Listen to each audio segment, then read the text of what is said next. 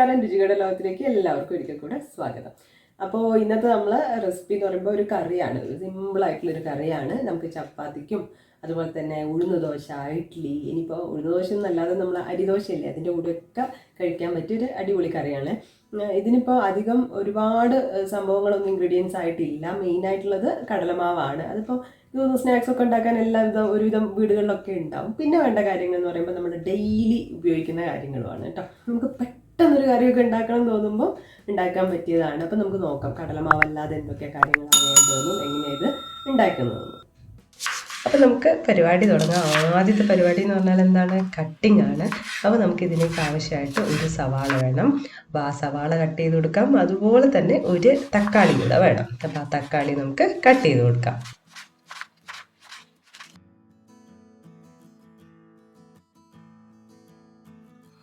അപ്പോൾ ഇത് ഉണ്ടാക്കാൻ വേണ്ടി ഒരു ചീനച്ചട്ടിയൊക്കെ അടുപ്പത്ത് വെച്ച് ചൂടാക്കി കുറച്ച് ഓയിലൊക്കെ ഒഴിച്ചു.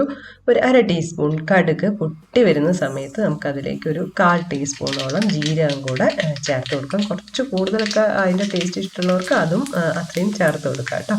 ഇനി ഇതിലേക്ക് നമുക്ക് കുറച്ച് കറിവേപ്പിലയും കൂടെ ചേർത്ത് കൊടുക്കാം. ഈ കറിവേപ്പിലയല്ല ചേർക്കുന്നതുണ്ടെങ്കിൽ നിങ്ങൾക്ക് മല്ലിയിലൊക്കെ ചേർത്ത് കൊടുക്കാം കേട്ടോ. അത് അങ്ങനെയാണെങ്കിൽ അവസാനം നമ്മൾ കറിയൊക്കെ ഉണ്ടാക്കി കഴിഞ്ഞിട്ട് മാത്രം ചേർത്ത് കൊടുക്കാം.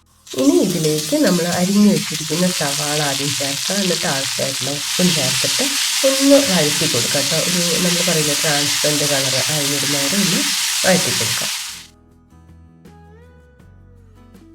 ഇനി ഇതിലേക്ക് നമ്മൾ 2 പച്ചമുളക് എടുത്ത് വെച്ചിട്ടുണ്ട്. ആ പച്ചമുളക് പിന്നെ കീറിയിട്ട് ഇട്ട് കൊടുക്കാം. വീണ്ടും കുറച്ച് സമയം ഒന്ന് വഴറ്റി കൊടുക്കാം. ഇതിലേക്ക് നമുക്കൊരു 1/4 ടീസ്പൂൺ മഞ്ഞൾപ്പൊടി കൂടെ ഒന്ന് ചേർത്ത് ഇളക്കി കൊടുക്കാം കേട്ടോ. അത് കഴിഞ്ഞിട്ട് പിന്നെ നമ്മൾ അരിഞ്ഞു വെച്ച തക്കാളി കൂടെ ഇപ്പം ചേർത്ത് കൊടുക്കുകയാണ്. എന്നിട്ട് നല്ലപോലെ ഒന്ന് വഴറ്റിയെടുക്കാം.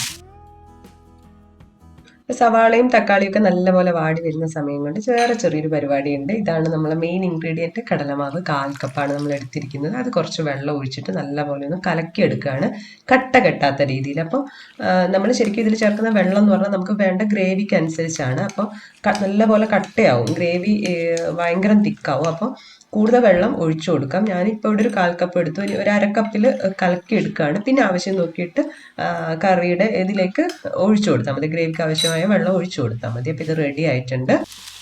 അപ്പം സവാളയും തക്കാളിയും വഴണ്ടി വന്നിട്ടുണ്ടെങ്കിൽ നമുക്ക് അതിലേക്ക് ഒഴിച്ചു കൊടുക്കാം. ഇതിലേക്ക് നമ്മൾ എക്സ്ട്രാ വെള്ളം ചേർത്ത് കൊടുക്കുന്നുണ്ട് കേട്ടോ. ഞാൻ ഏതാണ്ട് 2.5 കപ്പോളം വെള്ളം ഞാൻ ചേർത്ത് കൊടുത്തിട്ടുണ്ട്. അപ്പം നിങ്ങളൊരു കട്ടി നോക്കിയിട്ടാണ് ചേർത്ത് കൊടുക്കേണ്ടത്. ഇത് കണ്ടോ, ഇങ്ങനെ തിളച്ച് വരുന്നൊരു പരുവത്തിലാണ് വേണ്ടത് കേട്ടോ. അപ്പോൾ ഈ തിളച്ച് വരുന്ന സമയം നമുക്ക് കുറച്ച് നാരങ്ങാനീര്, അതായത് ഒരു കറിക്ക് ചെറിയൊരു പുളി കിട്ടാൻ വേണ്ടിയിട്ട് നമുക്ക് ചേർത്ത് കൊടുക്കാം.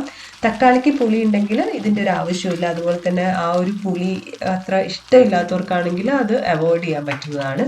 മല്ലിയില ചേർക്കുകയാണെങ്കിൽ ഈ ഒരു സമയത്താണ് മല്ലിയില ചേർക്കേണ്ടത്. കറിവേപ്പില നമ്മൾ ആദ്യം ചേർത്തുകൊണ്ട് ഇപ്പം ഉണ്ടെങ്കിൽ കുറച്ച് ചേർക്കാം, അത്രയേ ഉള്ളൂ കേട്ടോ. അപ്പോൾ എന്തായാലും കറി ഇവിടെ റെഡി ആയിട്ടുണ്ട്. ഈ ഒരു തിക്നെസ്സിലാണ് നമ്മൾ സ്റ്റവ് ഓഫ് ചെയ്യുന്നത്.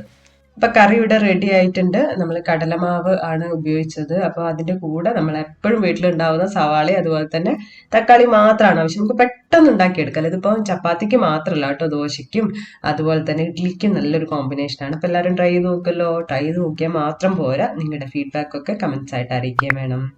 വേറെ എന്താ, ഇതുപോലെയുള്ള വീഡിയോസ് ആയിട്ട് ഇനിയും കാണാം. അതുവരെ ബൈ.